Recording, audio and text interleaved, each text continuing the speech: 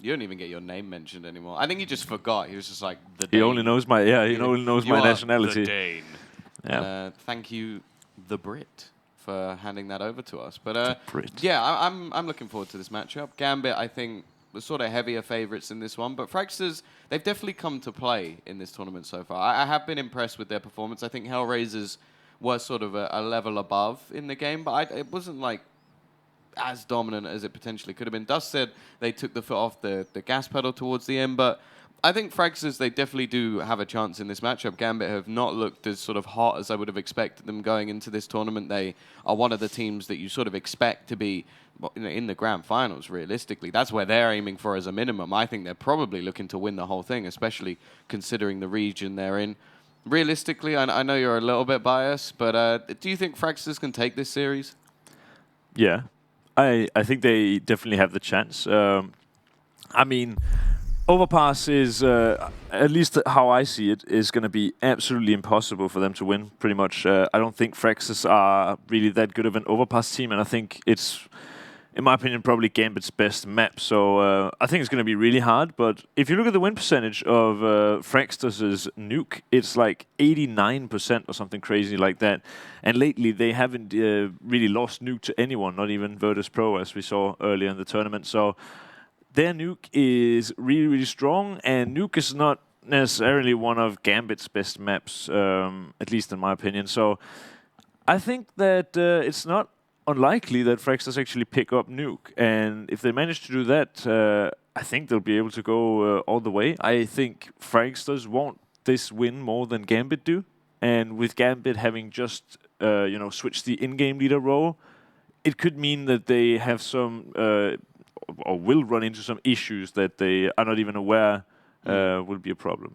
Then again, though, I swear that's like a Gambit thing. Like, they switch their game leader so much at this point, I'm surprised they even know who's calling. Like, it literally, every member in this team has now been in-game leader of Gambit, other than Mo? Yeah. Which is quite unusual in any dynamic. I don't remember Doja being IGL, but of course he has the brain for it. He was for a little bit. Yeah. That's crazy. Before Hobbit, it was Dosia. Okay. Are you sure it was not Adrian? No, it was Adrian, then Dosia, then Holy. Hobbit. Okay, well they've come full circle, it seems. Only Mo, the AWP player, unsurprisingly not having been IGL. Adrian gonna be running into a lot of Fragsters players, it seems, but definitely not a guy who cannot find headshots with this USP. Does back off. I think that's the wise decision. I'm not even sure if it's nice of Fragsters to actually let him go. Yeah, I would say that the Ts need to be a little bit more careful here, because you've already seen like a decent level rotation coming in from the CT side. 3 players already there, 1 close to the connector as well, just in case they do go rotating back towards B. And then the one other angle that needs to be covered is over towards that long spot. Dosia, decent position, needs to at least get 1 and gets the second as well. That's enough. Decent trade early on. The rotation will come back in from the remaining CT players. Hobbit is well positioned, peeks out, almost lines them up, and takes the second as well. Stown going to be the only one left alive. 4 players up against him, and Hobbit is going hunting and eventually shuts him down as well. Gambit, nice rotations, great position from Dosia as well, and eventually it's Hobbit to shut everything down. A perfect pistol round here from Gambit, pretty much. I mean, what they realize early on is that the pistol round Fragsters are doing is just one where they just take map control. And the only way you can really give up that map control, which is the only way to win that round, is giving up the map control to the Glocks, because you can't fight them close corners, and when they jump together around the corners, it's just impossible to win that fight. So you have to give up the map control, but the only way you're going to win a round like that is if you take map control on the other bomb site, and that's exactly what Doja did. Pushed close to the connector, and I mean, he really needs 1 kill, but even 1 kill might not be enough, and he gets the 2 that he really needs. And Hobbit in a passive position that was perfect to, play with Doja there, because they don't expect they expect them to stack heavy around the A bomb site, right? With how aggressively Doja was positioned, but Hobbit actually stayed in a bit of a passive position, and because of that, he got 2 free frags and then had to fight a bit for the 3rd. But here comes the fights. Adrian removes Torben as Refresh then trades it out. Yeah, Mo will be on the side with the scout, has support from Hobbit as well, and already this is looking bleak for the T side. Stown will at least manage one, but Hobbit off to a flying start. Actually, 6 kills in 2 rounds, and I'm actually quite happy to not have him in-game leading anymore. I think he was not really the person you want to be doing it. So impactful as a player, and I think that you give him the free roam to be more aggressive and look for those picks. He's just incredible. So I'm happy. I think C's his past in-game leading experience, I feel like, is heavily skewed because I feel like that Na'Vi team was sort of like dying as it was when he was thrown that in-game leader role. So I think it's kind of harsh to really judge anything off of that. And we actually saw in Team Russia, well, at least I can't say for sure because I didn't actually find out, and they had a lot of like minds in that team. But whenever we switched to cams for that Team Russia, Cease was always the one talking. He was always the one like talking with the team, even when they have like the likes of Hooch in that team as well. He was always the vocal player. So I actually think that it's not necessarily a bad choice. In fact, out of everybody on that team, I think he definitely has the chance to do well as an in-game leader. Yeah, I think so too. I think Seized is one of those players that gets, you know, a lot of flack, but I don't think it's really... I mean, there have been times, of course, where he has really seemed like he was underperforming, but at least recently... That short flip side run, that was atrocious. Yeah, it was. Now here he does actually find 2 kills. I like the pistol round here from Fragsters, actually. It's a nice idea. It's not very common. You see just a T pistol round like that, where you just stack up in the spawn and hope for someone to push, but grants them 1 kill, might even grant them 2. Mo dropping dangerously low. Adrian, though, comes in to clean up the rest of the terrorists. And now we go into the first buy round, and already we do have a pause. It could be a tactical, but of course it could also be a technical. This early on, though, it's... Yeah, that's why I was trying to save myself by at least giving some sort of a reasoning behind it, but didn't really get there yet. But it's just like, yeah, it's true, man, Tom. As always, you are right. But I just find it unlikely that, you know, they haven't even had a single buy round, and you'd already take a tactical, right? So that's why I think a technical pause is slightly more likely. Well, even if they'd noticed something that the CTs were doing in these sort of rounds is completely worthless. Like, what are you going to be saying? Like, I've noticed the C's been going fairly aggressive in this round where we're up against Glocks. Like, I don't know. In the pistol round, it seemed like they were just playing back on the sides, and they didn't even have smokes or anything. It's super weird. They don't like buying kits, and there was no incendiaries. Like, yeah, it's really crazy, man. I'm going to assume that was technical. If someone has taken a tactical pause very early on, I wouldn't mind it if they had something very specific that they wanted to talk through, but I feel like that means you haven't really prepared for the map that well if you need to go into your first buy round and like talk things through. Either way, we do have a buy-in. Dragonfly, he has the AWP. I love that Molotov. It gives so much space over to the CT side, and you can just look at Adren, so aggressive already in this round. Pushing forward, looking to try and find an initial frag. Already damage done from Mo as well. Only with a scout. Worth noting, but the fact is, what is the likelihood that the T's know that Adren is this far aggressive? They can make an educated guess thanks to the incendiary, or at least know that they have to clear these angles, but at the same time, he is so far forward. And that is also going to grant him the first kill. A good nade to follow up. Fresh pushed a bit off the angle, and the smoke as well just makes this trade incredibly hard. Dragonfly misses the shot, and because of that, gets tagged down low by Mo. A nice rhyme in the mid-round, but Adrian surely going to be pushed from 3 different angles, and Dragonfly being so low, it could be an issue for them. Instead, it's Stown, his brother, comes to his aid. But now Mo, with this aggressive push, might just be finding a free frag, and he does. And that's an AWP into his hands as well. That is not something you wanted to just give over to Mo. Hobbit goes aggressive, but he is caught out. And actually, that's the only man left on the B site down, so rotation has to come in from Seized. See the Molotov thrown in early, but Seized has managed to cross over to the site. A long rotation coming in from Mo, but Seized needs at least to get 1 here. Instead, Stown removes him from the site. Mo rotating in, but hits the shot instantly and leaves it onto just 1. Refresh with the bomb down. This gives Mo all the information, pushing back in with the USP, tags him to just 26 HP. Needs to connect another shot, but it will be refreshed to win it. 3-1. Fragsters on the board fairly quickly. And although there is money for the CT side, there's going to be some limitations once again. Yeah, I mean, they did die actually a few... I'm not sure if they died in the second round, but at least in the third round, they did get that one kill with the Glocks, and I'm sure in the fourth spy round, they also did get a few kills. So, money running quite low here on the Gambit side. This will honestly be their last buy, it seems. Well, for both sides. The loser, whoever loses this round, has no money. The T's only survived with one player in the previous. And again, we're going to see a little bit of aggression out from the CTs, but the T's looking like they're just going to go for a bit of a more basic push, knowing there's not so much in terms of utility already of its tag. Dosia manages one, a lot of damage onto the second as well, and this is quite a disjointed push at the moment from the T side. Caught in the corner will be Dosia, but sees Burns another alive, and they're just being handed individual duels. No trades coming in for the T's. The CTs have done their job perfectly. Stown at least nets one, but he's down to just 13 HP. Has to try and fade away.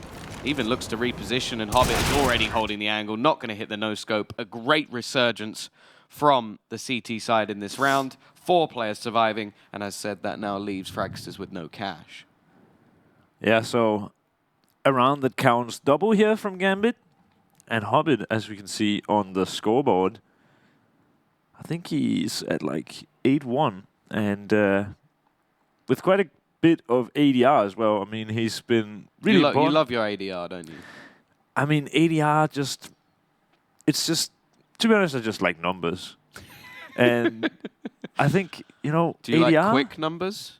Quick numbers? Yeah? Sure. But ADR, I mean, it's like, okay, maybe you have 8 kills, maybe you have 1 death. But over 100 ADR, that's like a super big number. So, yeah. It's nice. I like. I could imagine that you would want somebody to tell you like how much damage you did total in the whole game, or just something like that. You would love that, wouldn't you? It's like, oh, I did 10,000 damage. It's like, oh, what does that mean? You must have had a sick ADR then, to be honest. Are you playing Golden Over matchmaking? Actually, I think 10,000 might be impossible, but let's just move on from that. I mean, it depends how many bots you had on the server, right? Wow, but this is sketchy as the buy, really sketchy. The only guy with a gun that's not a pistol is going to be Boopski. And already Torben dropping. I think he had a deagle. I think it's nice, you know, if you have a deagle in these rounds, just to try to play on your skills, see if you can search a free kill. And I mean, Stown finds exactly that, an almost free kill. And with the boost coming in as well, he might be able to find Doja. So Hobbit jumping up, not going to be caught just yet. But, I mean, in this situation, when you lose a man so early on, and you just trade it out on the other side. Ooh, with Dragonfly so close, he might be able to find Mo, but somehow he hits that shot.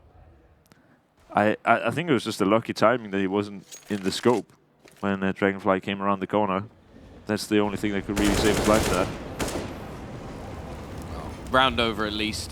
Refresh is going to be the only one left alive, 45 seconds, no control of the bomb, and it seems like Mo knows where he is as well. Adren is going to be there to close things down, and it will be 5-1 in favor of Gambit with another free round coming up. So a very strong start to their CT side, especially after losing that first buy round.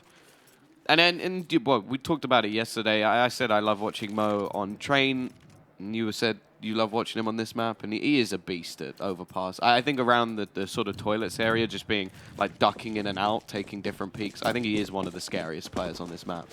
I think it was the Krakow major where he just absolutely destroyed Astralis, and I remember watching it live, and I wept, yeah. It was a bad day at the office, even though I obviously was one account just there.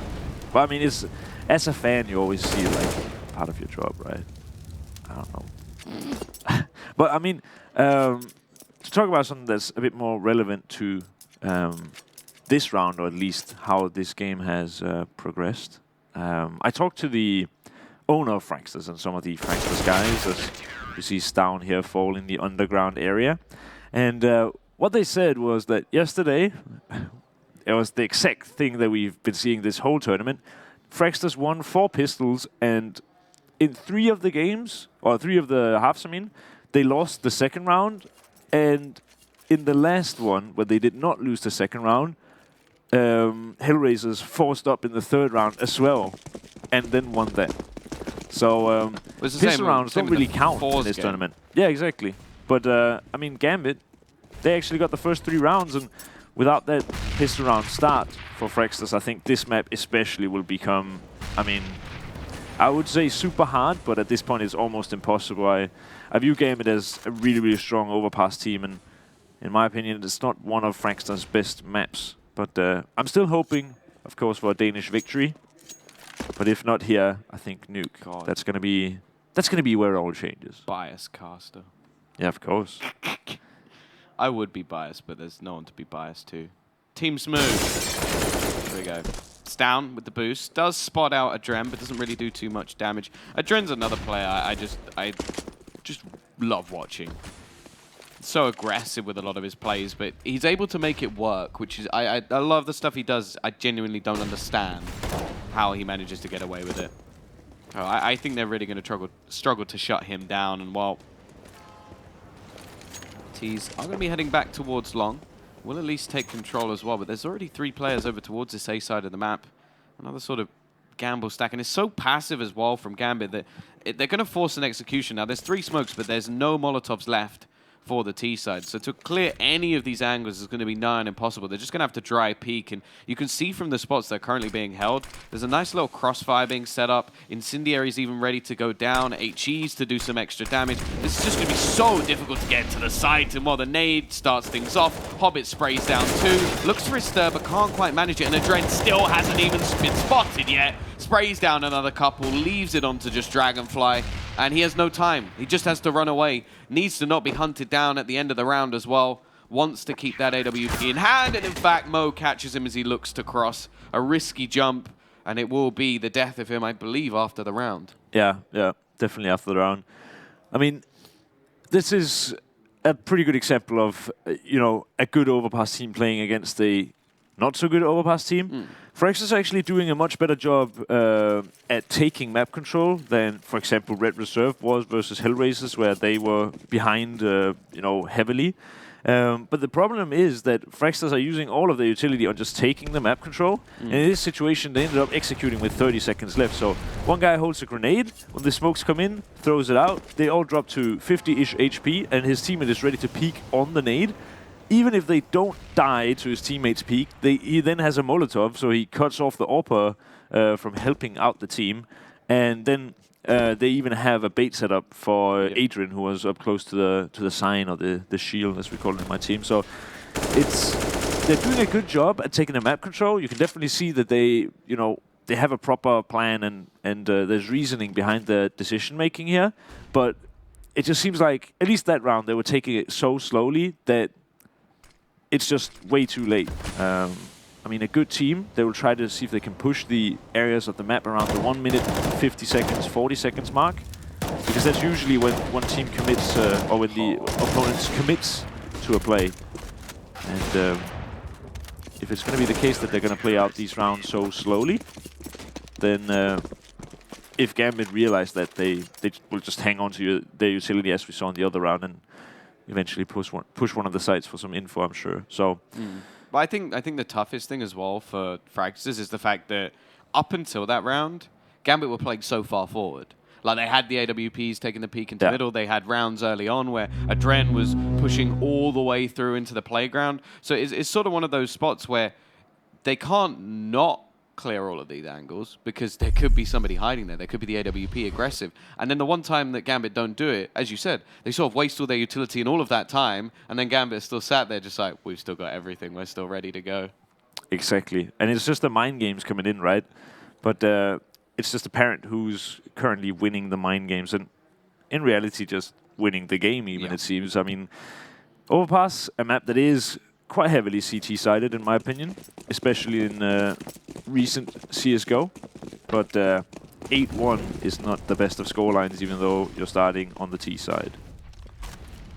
definitely needed for Fragsters to build into this map fairly soon, and that is not the start they were looking for. Oh, that is a perfect dunk from Hobbit. Refresh barely even gets to spot his opponent, and well, now they're just looking disjointed. Attempts to push the issue through.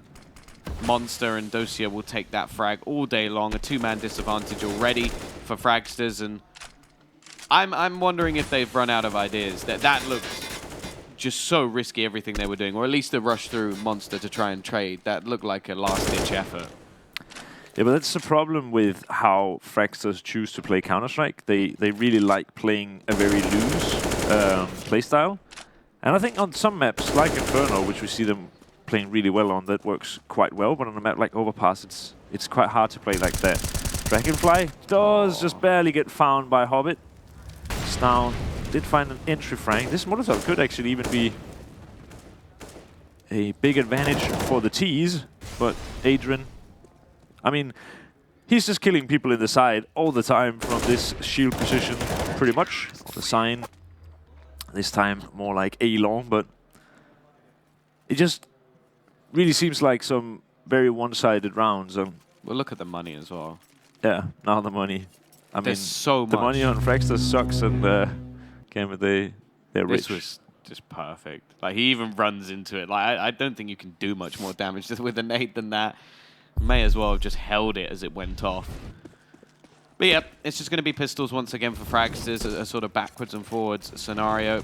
Molotov actually fails, so it will mean that they're probably going to be pushing a little bit sooner than maybe expected, although it should be heard by Adren, and he is just going to go fading back for the peak, and actually gets dinked up, although doesn't do too much damage, and he actually catches the bomb. However, quick trade. Mo still on the site, someone that they're going to struggle to deal with, and while just rattling off shots, there's a flank coming in as well from Hobbit. This is starting to look like the same sort of scenario we saw on Train yesterday, where they were just so confident. That's a wonderful shot from Dragonfly, though, and actually that will net him an AK. Doesn't have any armor, so it's definitely not going to be an easy scenario, and the bomb being down makes things even more difficult. But he does have a decent amount of time to play with. That's the one thing that is seemingly on his side. Now Seized moves into that same sort of aggressive position that we've seen from Adren so often.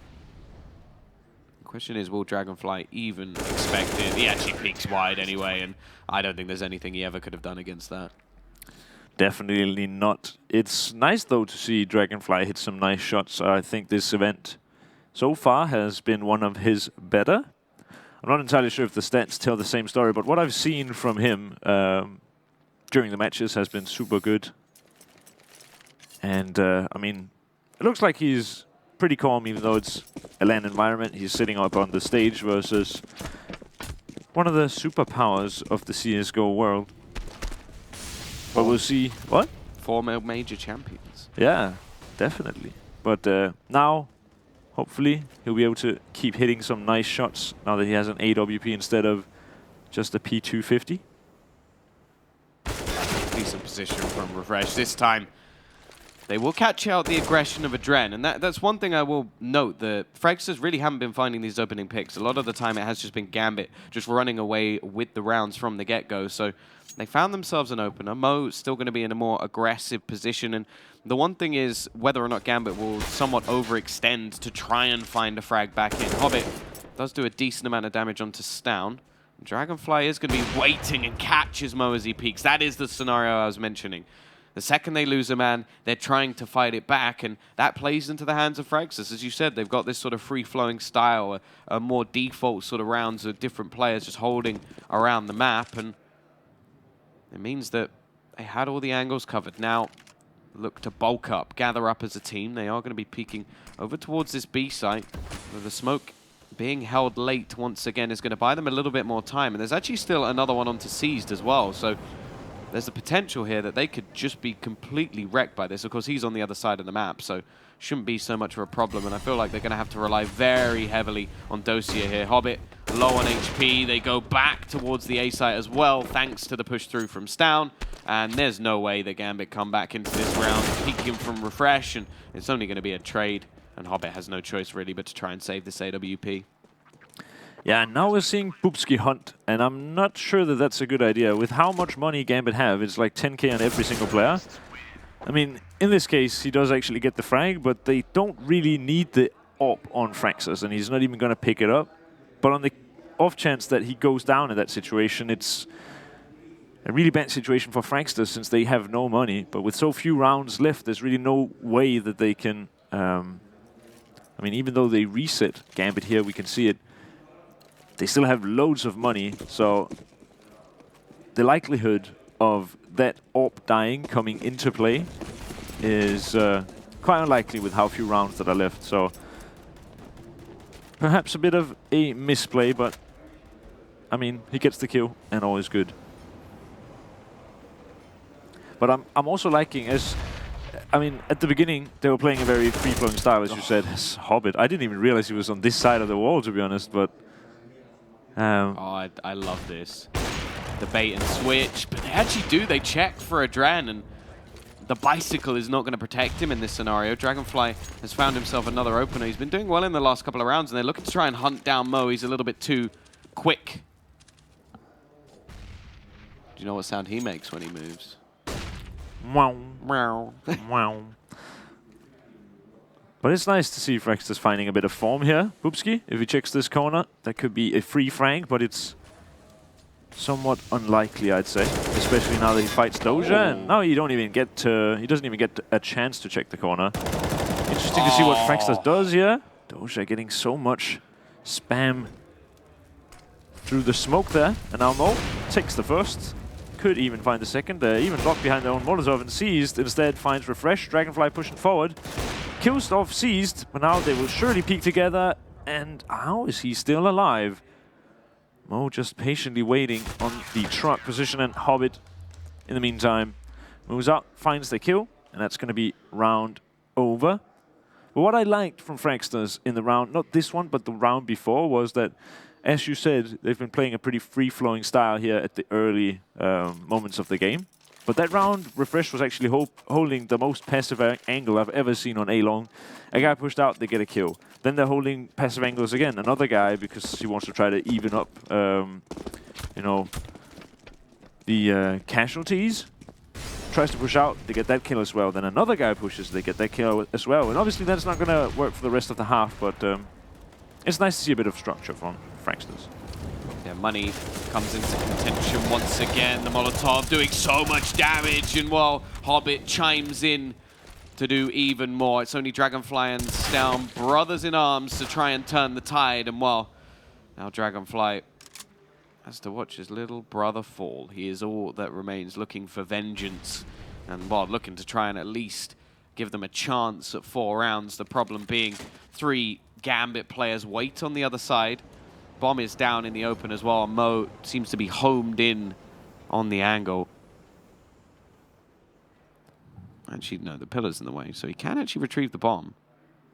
Peeks out, but Mo, well, too quick on the trigger. Simplistic stuff for him. 12 and 2. And yeah, they want to at least get the last round, just in case they lose the pistol, so they can have a bye. Yeah, that's true. I'm liking how Gambit ends up playing the round there at the end. One guy's just watching A. I think one guy was out in the short water, and Mo is just holding only the left side of the pillar. By that, he basically cannot lose that fight. And it's highly unlikely that Dragonfly moves up on the right side of the pillar, goes behind short water or something like that. But now with only pistols, Fragsters, it's going to be a very tall order, especially now that Stown has already been tagged up low, and now even lower. Some would even say dead. And the nades just doing so much damage. I think props always have to be given to Gambit for just their ability to use utility. Like, obviously, they have some classic moments with grenades, but it's just impressive how much damage they can do before even seeing any players. Like the wall bangs, the HEs, the incendiaries. And then by the time the push actually looks to come in, Fragsters are so low that it almost just seems too easy for them to then clean up those remaining frags. Pistols is all that they have in this round, and this is a full investment as well. Just an instant reset after finally winning a buy round leaves them with such problems, and Mo is just rattling off shots. Finally misses one, but it doesn't matter because Adren's on the side to help him out. 13-2 CT half. Absolute dominance from Gambit, and, well, again, I've asked you this before, but do they start to just look to nuke? Is it either side? I imagine Gambit are already like coasting at this point, but do you think that Fragsters in their minds are just like, okay, we didn't expect to win this map. Let's sort of begin to write this one off. I would at least say if I was in Fragsters' shoes, I would not expect to win overpass versus Gambit either. I don't think a lot of teams would expect to win overpass versus Gambit. So, I mean, yeah, at this point, I think they are just getting ready for nuke. If they do take the pistol, it's not impossible because the CT side of overpass is crazy, but you know, a team like Gambit, they even thrive on this T side of overpass as well. So it's gonna be near impossible for them to actually win this. I like this. Boost in play. Down, playing a bit of a bait. He's just going to be sat, duck behind, and he tries to wait, but it doesn't matter. His teammate's done the work. Boobski gets a couple of kills. Bomb trying to go down on the side. Instead, Boobski hits a third. The P2K doing the damage. 4 kills for him. 1 man remaining in the form of Seized. It's not going to be the ace as Dragonfly will steal it away, but what a pistol round from Boobski. I'm instantly going to change to P2000 now. He's convinced me. That's a crazy round from Boobski. I mean, we didn't see the first 2, but the third, I think we only saw it from the terrorist's point of view, but he just instantly got removed, and then the fourth, I think, got 1 clicked as well. So really sick round from Boobski, and probably, I mean, together with Stown, I'd say the best aimer on this team. I remember playing in a team with Boobski about a year ago, and he said, I am by far the guy on this team that has played the most deathmatch. So I don't know if that's true also on Fragsters, but the guy definitely thinks he's got good aim, and so do I. He's shown it here. Well, let's see if they can do what Gambit did and actually win the follow-up rounds, because that's something they struggled with. Like if they just instantly get reset in this one, then this map is done. I don't think there's any way that they'll get back into it. They've gone fairly safe with their buy. 3 rifles alongside a couple of SMGs for utility.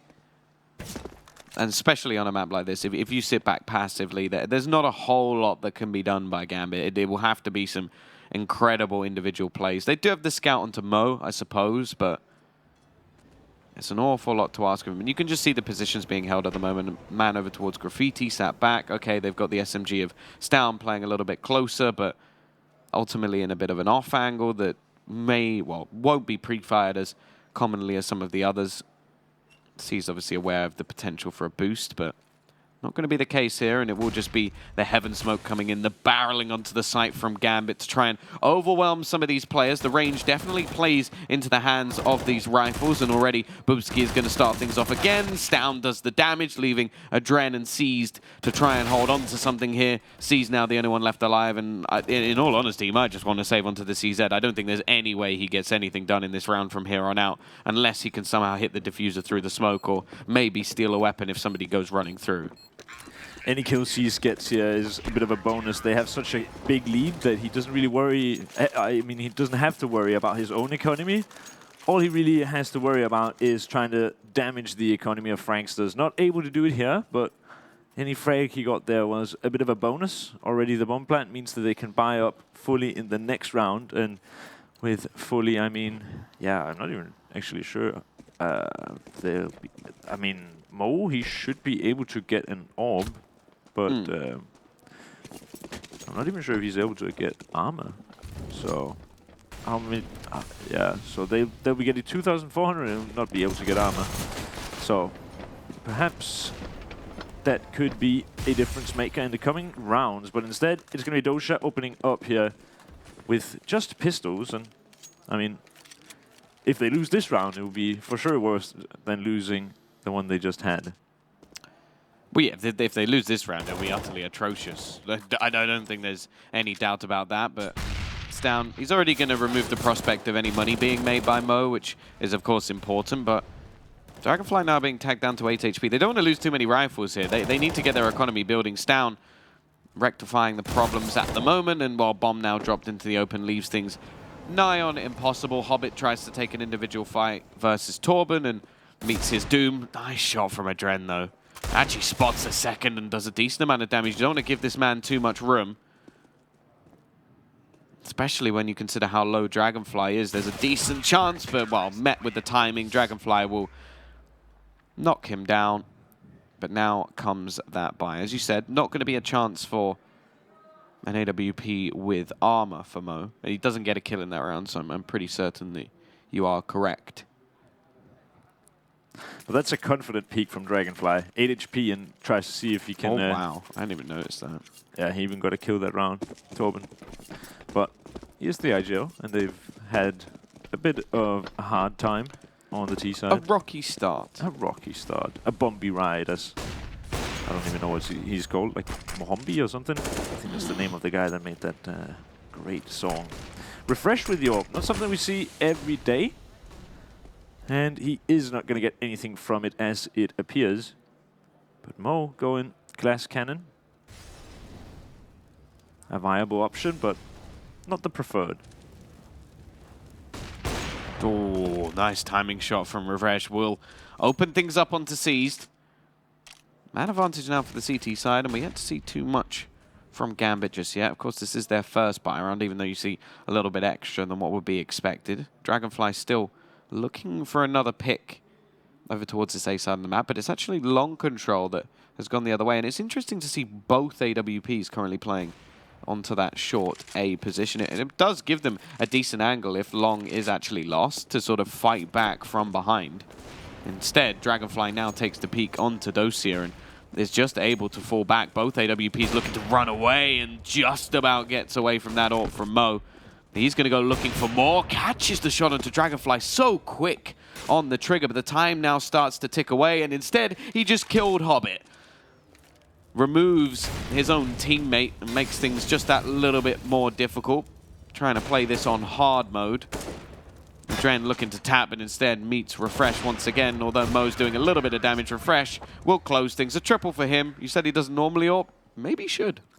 Yeah, I mean, I've played with this guy a few times in Danish Pro League, and whenever he plays AWP, I always sit there and joke about, oh, you should instantly replace Dragonfly and stuff like that, even though it's obviously his own teammate. But he's actually very capable with the AWP, but we rarely see it in officials. Here we see it. I think he got 3 kills in this one round, and yeah, I mean, one better than Mo, who obviously got 1 kill on an enemy and 1 kill on a teammate, so it's quite nice.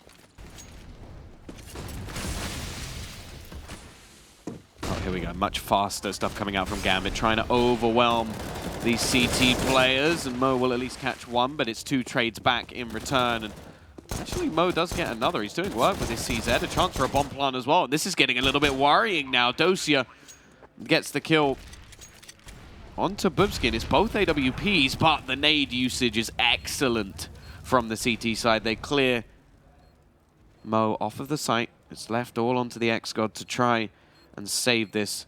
Now his angle should be expected. They still have an HE. He's going to be left hiding. Now, of course, they are going to be going for this diffusor, and Dosia doesn't have the angle onto the bomb, and while Dragonfly is easily able to shut him down. Still a decent round in terms of damage for Gambit. But the fact is, it's still another round on the board, and at least the double AWPs are going to be saved. I mean, the hard part about playing a team like Gambit is they don't really have any young superstars in the same way that a lot of other teams do. They just have a bunch of very experienced players, and I think they might be the team that has the best clutches in the world if you like added everyone from the lineup together. This time though, Dosia not able to even have any sort of impact in that clutch. Ooh, what a smoke. Lands exactly as it should. I was a bit worried for a second there. And maybe I should have been for Adrian there as well, but Dragonfly barely misses that shot. And now the push is going to be coming into the B bomb site. Fragsters not aware. Before now, Torben uses his smoke to extinguish the Molotov, and the push gets halted. By now it's going to be looking like a fake, but Refresh finding a very important frag. Sees the trades out perfectly though. And in the 4 versus 4 situation now, Gambit able to just fall back and regain the map control that they never really took this round. Adrian showed a bit of presence towards the A-bomb side at the beginning. And now they're going to be gathering up there. Dragonfly, a bit of an unlucky timing. Now it's all left to Bubsky. This is such a risky play to make, but I feel like he feels he has to make it and doubles down with 2. Mo going to be the only one to try and stop him, and eventually will hit the trade frag. 40 seconds left, but plenty of time for him to get over towards the site. Rotation already in from Torben. The push will be coming up from short from Seized. Nade onto the site, not going to achieve too much, and there's a flank coming in as well that they have to worry about. Stown looking to try and come in from behind. If they can remove Torben from the site, there's a decent chance here. And looking around the edge of the smoke, neither player actually finding the spot. Now Stown's position is so powerful, but it won't matter. Mo expects it, survives on 8 HP. Bomb will be going down close, but no cigar for Torben through the wall. And in fact, almost takes an AWP shot back in return. The question is, does he know how aggressive Seized has actually got? He does not. Tries to spin around, and Gambit, while they're straight back onto the board. And the worrying factor here with some of these closer rounds, some of the damage done with pistols, the money is going to be sketchy once again for Fragsters. And it's definitely not the time that you want this round. I mean, this is not the time that you want bad economy. Dragonfly, he is going to get up on that AWP. But again, we see a naked AWP player. No Kevlar for him. Yeah, it's nice. I'm sure that it sounded really nice with you whistling and I know. in the microphone. But in all seriousness here, Stown is actually just going to be pushing through their own Molotov. A good flash comes in. Hobbit is completely blind, and he's just going to be pushing up together with Bubsky. Bubsky gets the trade onto Hobbit, and he's even going to get one more. Bubsky, it seems like he just does not miss a beat right now. He's hitting all of his shots. He pushes like a foot further and he finds himself the bomb, but didn't want to take the risk. Keeps the man advantage instead. I can definitely respect that decision. Definitely makes this round look more doable. Of course, if they lose this one, they have nothing going into map point for Gambit. So an important round, a crucial round if Fragsters are going to have any chance in this match. Flashbang again is absolutely perfect. Torben finds one and a second as well. Now Dosia, we'll see if he can try and clutch this out. 45 seconds, has control of the bomb. I feel like it'd have to be some massive mistake from Fragsters for this to turn into his favor, especially with the amount of players currently over towards that A side of the map. Although Torben is low and alone, it could at least go down to a 1v3 fairly quickly. However, he does a decent amount of damage. Lowers Dosia to just 40 HP. The T side, in terms of money, are left in trouble as well. And Dragonfly just repositions, actually misses the shot and gives a small chance, but if you look at the spot of refresh, there should be absolutely no way that Dosia can do anything here.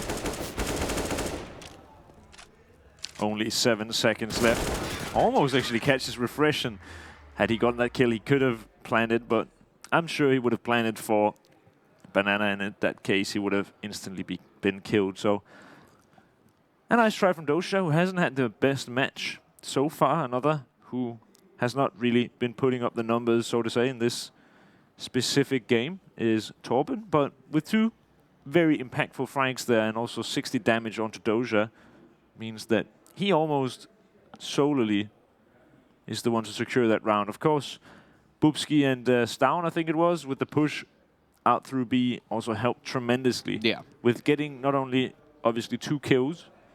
I think, in reality, he should have even only had 1, but somehow manages 2 kills and gets out alive. And with that map control, they forced Gambit to run into a stack on the A bomb site. And even with the low utility and the poor weaponry, they pick up that round, and now instead it's Gambit to be in exactly that situation. Yeah, and actually they're going to invest a fair bit of money. I wondered if Dosia would save all that extra money to make sure that they can get an AWP going into the buy round, but instead they've spent it on utility, and by the looks of it, he may just be trying to sell a little bit of a fake over towards that B side of the map. Lots of nades being thrown out. In fact, a pretty much full set of utility as the rest of his team are just going to go running straight down long. And actually, they have sort of baited players into holding on towards this B site. Straight down long they go. And Dragonfly, because he's jumped over the other angle, he's not going to realize until maybe too late how close they've actually come. Hits the first shot, switches to his USP, but will be overwhelmed. And that's an AWP into the hands of Seized. Now the bomb can be planted. That's the extra money made back for Gambit and some, of course, 4,000 spread across the team, and now Seized has a chance to show his AWP prowess. Of course, in the past, has been an AWPer, or a secondary at least, for Na'Vi. Already hits himself a first shot. Adren lurking in the smoke, takes a bit of damage, but he's still surviving and peeks with another. But it's left all onto Dosia once again. Stopping this from happening is going to be very difficult indeed. Of course, he's done a lot of damage. Torben tagged, but it won't be enough. 2 players survive for Fragsters, but again, Gambit with quite a nice pistol round. And it's actually the bomb plant that loses them that round, Gambit. Of course, there's no way of knowing that Dragonfly is playing alone on the A bomb site. But I think in a round like that, you can risk it, right? You get the first kill on the A bomb site, and with a bad plant, you're most likely not going to be winning that round. So I would have liked to see them actually just gamble and try to get a good plant. I think it would have been worth it since you only had pistols and they picked up AWP. Instead, Fragsters do eventually make the retake work, and some aggressiveness here from Refresh. Another great flash, only gets the 1 kill though, and that puts the advantage into the T's favor. Usually 4 versus 4 means that they do get a bit more room to work with, and because of that, they can also take down Boopski. Another trade from the T's, and that's usually what you see from the better teams. Gambit proving to be one. Fragsters, I'd say, with this comeback, proving just about the same. Yeah, of course, another crucial round in terms of economy for both teams. If Fragsters manage to take this one, they could actually see themselves right back in the match, but Gambit take it and it's done. They'll have to fight back with pistols. Barely anything to play with whatsoever.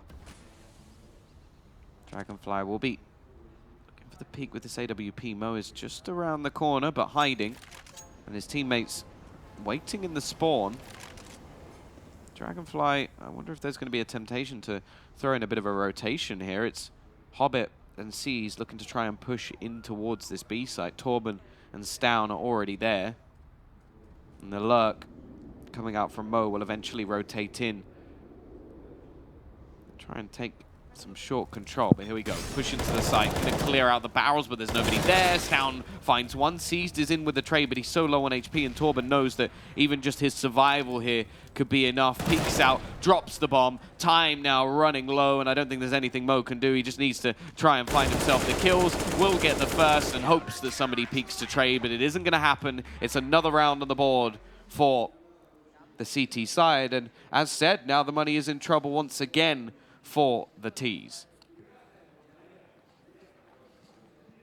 But the money should be pretty much in trouble for both teams here. Of course, Fragsters, the team that wins the round, but you can see it here. Oh, there's a Farmers on the floor, of course, but Boopski only has a smoke. Stown, a smoke and a decoy.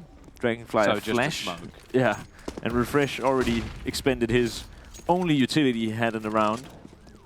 On the other hand, Gambit forcing a bit up around the rifle. Not too much, and with Hobbit dropping already, it's not going to make it any easier. 8 of the last 9 rounds. Oh no, is it? Yeah, no. 8 of the last 9 rounds have gone the way of this Fragsters side. They are definitely showing that they do have some prowess on this CT side, and while Mo's singular rifle will net a singular kill. 14-11. This is starting to look scary for Gambit. They were in such a dominant position over on the T side. 13-2 the half was. And now the difference is down to just 3. And now you have to ask the question. You change IGL like a week, 2 weeks perhaps, before this event. You have a monstrous CT side versus a huge underdog, and now you're struggling even to make the 3 rounds that you need on your T side work. Was it even a week or 2 ago? I wasn't even surprised if it was like mid-tournament. It just seemed really odd for Gambit, but early kills, aggression in again from Fragsters. They're starting to get confident, and the positional play from Dragonfly is absolutely superb. catches Mo before he can do anything, I think a pause needs to be called from Gambit so they can have a little bit of time to maybe think up something else, because whatever's happening, it's not working. Fragsters are continuing to string rounds together. 14 and 12. I genuinely don't know what's going on. And in the time it's got, what, literally 10 rounds for the CT side, Gambit have managed 1. I can't even remember that round. How did they win it? Do you remember? No. Because it would be nice to know if it was like a landslide victory or if it was a one-on-one. It doesn't really matter in the end, I guess, but it's just nice to know. It gives a better picture of what their chances should be in the future. Torben, it's actually Dragonfly even, and Boopski also finds one with the grenade. CZ's coming in. They can only amount 1 frag, it seems. Down, burning his feet, but still stays ice cold. Because of that, he gets another kill onto the T side, who now are going into what could potentially be their last full buy. If they were to lose this, they will either have to eco or half buy. It's likely going to be a half buy, but even with that, I guess Mo won't be able to buy up and up. Or he has to be purchasing pistol without armor. Mo misses the shot, and we see the double ops coming in again, and this time it gets punished. Dosha finds an entry, something that Gambit have not had for the many rounds that we've seen them lose in a row. So already something looks better than usual. Hobbit could be found, instantly checks the angle as Stown comes around the corner. And a 5 versus 3, Tom. Surely this can't go wrong. Or has it already begun? Yeah, Torben manages to find himself a kill back onto Hobbit. Dragonfly has been excellent with this AWP so far, and he's going to take down Mo before any sort of trade can come back in. He's looking to try and hold on to this site. The Incendiary Throne has support as well. Boobski is going to be there, and he's managed to fall back into the bank. Now, the bomb should be going down without too much contention, unless Boobski's going to go for the hero play through the smoke, which seems like far too much of a risk, especially when there's a flank coming in from Torben, and he nets the kill as well. Boobski going to find another, and you said it couldn't go wrong, but it looks like it has. Adren going to be the only one left to try and save things. He manages to hit the timing onto the first, almost gets Dragonfly with the second, but now Dragonfly is going to be posted on the angle. Boobski's just going for the defusal. Adrian will end him as well, and both players now sit with low HP. Bomb ticking in favor of Adren, though, and Dragonfly just has to try and bait him into the angle. Adren will peek, but again manages to just fade away, and now the time is starting to tick in Adren's favor, but Boobski hits the shot, and I believe he's just about got the diffuser. It's very close indeed, but it is Fragsters. 14-14, the comeback continues. It's still only 1 round on this T side, and it's not been one for a while. I mean, that's a crazy round. Missing so many shots, but realizes he tagged Adrian through the wall and decides to pick up a rifle instead. It turns out to be just the right decision, and it's a bit funny. On the way to the arena this morning, I ran into Dragonfly and his brother Stown, and he mentioned a round yesterday on train where he had tagged a guy through the wall. He pulled out his CZ, but apparently the orb shot had only done 20 damage. Now, usually something like that will play into your mind, but here he tags another guy through a wall, and he's not afraid to change up his weaponry. So I like to think that that's because he's got a lot of confidence and belief in himself, and I think that's what got him across the finish line here. I mean, it couldn't have been much closer, but he played it to perfection. Adrian did a good job, though. Unfortunately, not enough this time, and instead we are on 14-14, and I said perhaps it's time to just look forward to Nuke, where I would view their chances as being way better. But instead, they've decided to fight back, and now at 14-14 it looks to be the right decision. But with that, an opening again for Gambit. Yeah. You also said that this map's quite CT-sided. I think you've definitely been proved right there. 13-2 half, and already 12 rounds on the CT side for Fragsters. They still need to get themselves 2 more, and they've already lost a man who has been absolutely integral to this CT side. Dragonfly loses that opening pick to Mo. Hobbit going to go running through the smoke. Boopski has been excellent as well, though. Double spray down, bomb drop. Refresh is going to be here to support his teammate. Dosia will meet his doom. Seized quick to... Whoa, no, almost trade. He doesn't hit the shots. How does that happen? Mo is now the only one left alive in a 1 versus 4. Seized looked like he had a decent opportunity there, and well, Mo, we talk about him on this map. He is top for his team, 28 and 15. He needs to hit 32 if he's going to win this round, and by the looks of things, he's already dedicated to well, at least an attempt at saving this AWP. 30 seconds left on the clock, and there's even a boost in play for the CT side. I think, yeah, Mo has just decided keep this into the next round, or at least try to. No way he's winning this, and Fragsters, 13-2 down, are going to hit map point. And it's again Boopski. I mean, he's had a crazy match, but especially this CT side, he's just been absolutely instrumental. And I mean, it's just so hard for him to get the second frag there. It's just a spray in continuation, and somehow manages to win a duel versus a guy who has his aim perfectly reset. Well, he's doing sort of what we saw from DevFox on day one, where like every peak he takes, like you're like, okay, he'll get 1 and then he'll die. And it's just every time he gets 2 and you're sort of looking at it going, how? Yeah, but I would even say these kills that Boopski are getting are more impressive. It's the same story as you say, also because of the impact from from both of the players, but Boopski is the difference maker in this match. I mean, Dragonfly has actually also had a really solid match, and he's, as you also pointed out earlier, you make a lot of good points, Tom.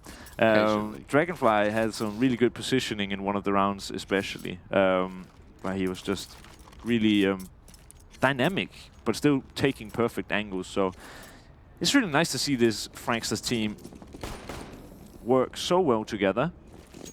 But then again, I mean, it's only a handful of rounds where we've actually seen them work well together. Other times, it seems it's just really been individuals just hitting their shots, and we'll see if they can manage to win it here in the end. At 2-13 deficit, and now in the lead 15-14. What a crazy story. 1 round needed, already done a decent amount of damage onto Seas, and this is a Galil buy, or at least mostly a Galil buy, which is not something I really ever wanted to say. I feel almost dirty saying it. I'm not a fan of the gun. But me neither. Here we go. Push coming through towards this beast. Like Dragonfly has repositioned. We speak about his positioning. He is in the exact point needed. The point of congestion for Gambit. And already Hobbit will play no farther part in this round, and maybe even the map. 50 seconds left on the clock. Still 3 players over towards this site. Torben going to get up close to the smoke just in case anybody looks to try and run through it. They do have C's just lurking in the back lines in case anybody's trying to come in on the flank, but the fact is now the CT side have just played this so smart. They've got so much utility left, and there's only 30 seconds. They're starting to throw out extra smokes, incendiaries. Gambit are going to have to force the issue here. They have to try and do something, and the fact is that's probably going to involve running through a smoke or running through an incendiary, and well, they're going to try it themselves. Throw a few nades out. Already Dragonfly's going to pick up a second in this round, and this is looking dead to rights. Dragonfly just styling on Gambit. Seized will at least get 1, but this is over. Fragsters come back from 13-2 down on their opponent's map pick to take the first map. Probably one of the most ridiculous comebacks I've ever seen in Counter-Strike, and especially for such a sort of a young team who we said have never really achieved anything on LAN. To do that is ridiculous.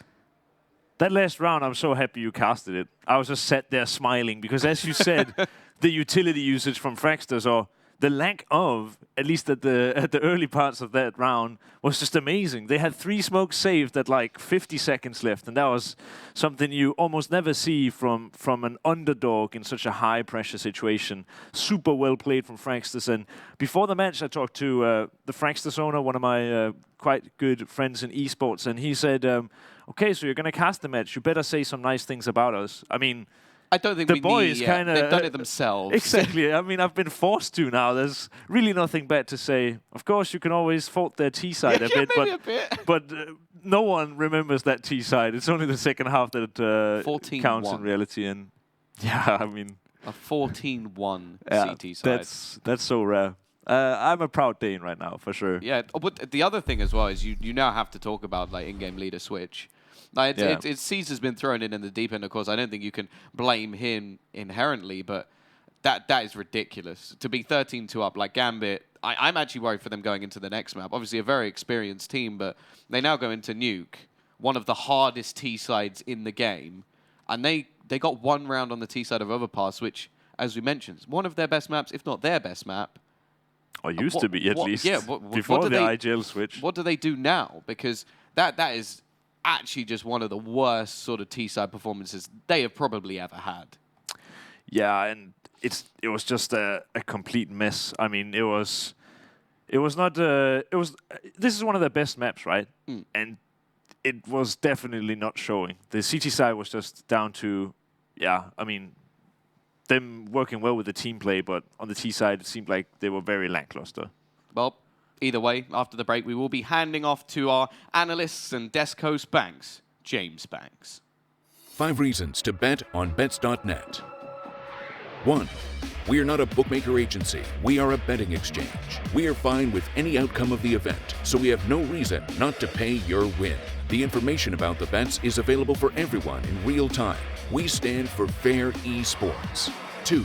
Instant replenishment and withdrawal of funds. No delays, checks, and restrictions. 3. Convenient mobile app on iOS and Android. All site functionality is in your pocket. Bonuses for each user of the app. 4. More than 800,000 people trust us. We are the most visited esports bet site in the CIS. 5. All coefficients are fully transparent and the commission rate is the lowest. We play fair and square. Bets.net. Visit us